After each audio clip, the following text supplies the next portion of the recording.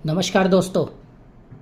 आज हम आप लोग के बीच में एक टॉपिक लाए हैं जो कि हम बात करेंगे कॉस्ट ऑफ एक्सीडेंट, यानी कि जो भी एक्सीडेंट में होने वाला जो खर्च है उसके बारे में बात करेंगे।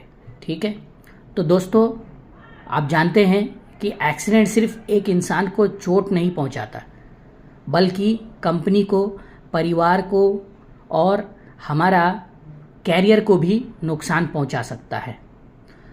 तो चलिए, कॉस्ट ऑफ एक्सीडेंट में मेजर दो टाइप्स होते हैं। जो पहला होता है हमारा, वो क्या होता है, डायरेक्ट कॉस्ट, यानी कि जो विजिबल है, जो दिखता है, और एक होता है इनडायरेक्ट कॉस्ट, जो कि हम देख नहीं सकते उसे।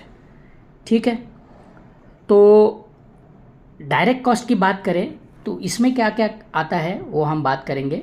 इसमें है आपका मेडिकल एक्सपेंसेस, मतलब डॉक्टर, हॉस्पिटल, ठीक है, ट्रीटमेंट का खर्चा, ठीक है ना।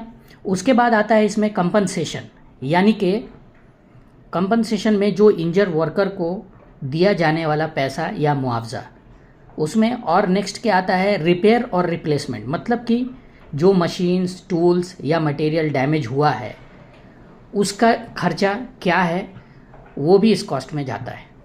उसके बाद आता है लीगल पेनाल्टीज़, मतलब कि अगर स्टैट्यूटरी कंप्लाइंस फॉलो नहीं हुआ है तो फाइन या लीगल एक्शन लग सकता है। मतलब अगर आप कोई भी वर्कर से कोई काम या कुछ भी करा रहे हैं, कोई भी एक्टिविटी, अगर उसमें आपने परमिट नहीं लिया, पीपीस फॉलो नहीं कराया, तो वो क्या आ जाएगा, लीगल पेनाल्टीज़ में आ सकता है। ठीक है, तो चलिए अब हम बात करेंगे इनडायरेक्ट कॉस्ट। इनडायरेक्ट कॉस्ट में क्या आता है वो हम बात करते हैं। उसमें क्या होता है, प्रोडक्शन का लॉस होना, मतलब काम जो है वो रुक जाता है और आउटपुट भी गिर जाता है। तो इसमें फिर दूसरा क्या आता है, रिप्लेसमेंट एंड ट्रेनिंग कॉस्ट, मतलब कि इंजर्ड वर्कर की जगह पे कोई नया बंदा लाएंगे, फिर उसको ट्रेनिंग देंगे, उसके पीछे फिर खर्च होता है। इसमें नेक्स्ट क्या आता है, इन्वेस्टिगेशन एंड पेपर वर्क, मतलब कि इंसिडेंट रिपोर्ट बनाना, ठीक है, उस एक्सीडेंट के पीछे। उसके बाद क्या होता है, इंक्वायरी होगा, फिर उसमें क्या होता है, टाइम वेस्ट होता है। तो ये एक प्रकार का कॉस्ट है, ये इनडायरेक्ट कॉस्ट में आता है। उसके बाद क्या आता है, उसके बाद होता है इसमें रिप्यूटेशन डैमेज होता है, मतलब किसी भी एक्सीडेंट के पीछे कंपनी की बदनामी होती है, फ्यूचर में जो प्रोजेक्ट मिलने वाला है वो प्रोजेक्ट पर भी इम्पैक्ट होता है। ठीक है ना। उसके बाद क्या होता है, मोरल डाउन होता है।